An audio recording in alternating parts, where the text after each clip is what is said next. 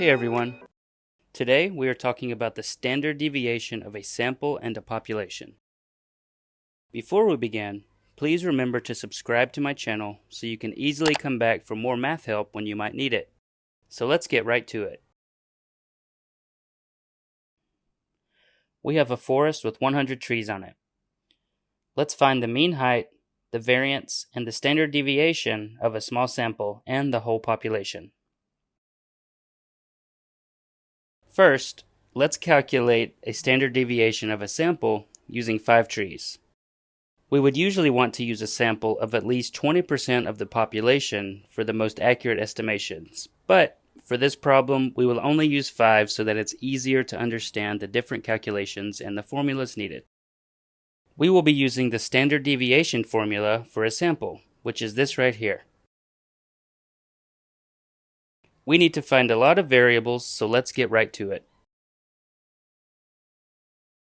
After we randomly choose 5 trees from the forest, we get the heights of 91, 98, 68, 106, and 96 feet tall. We are going to place these heights in a column and name the column x sub I. Once we get them lined up, we need to calculate the mean, which we will call x bar. Our mean, or average, here is 95.4 feet. Next, we need to subtract the mean from each data point, or the mean from each height of the tree.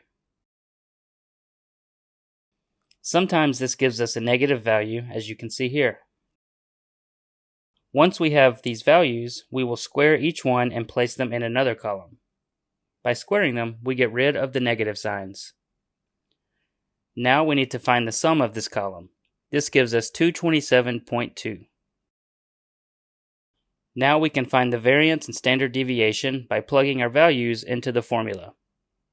Our first step gives us 227.2 over n minus 1, where n is the number in our sample, so 5 minus 1. When simplified, we get s squared equals 56.8. This number, 56.8, is called our variance. If we take the square root of both sides, this gives us our standard deviation of about 7.5 feet. Now that we have that, let's look again at our sample trees.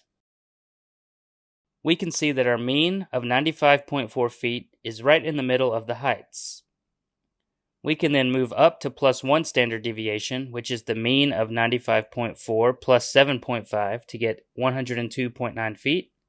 We can also move down to negative 1 standard deviation, or 95.4 minus 7.5 to get 87.9.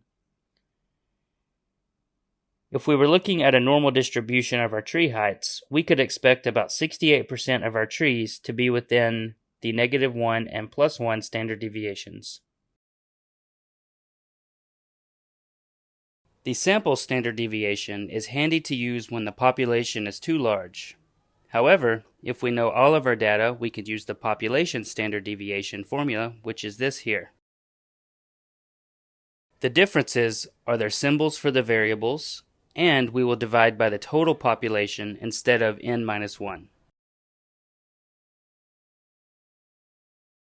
In this example, our population is quite large, as you can see.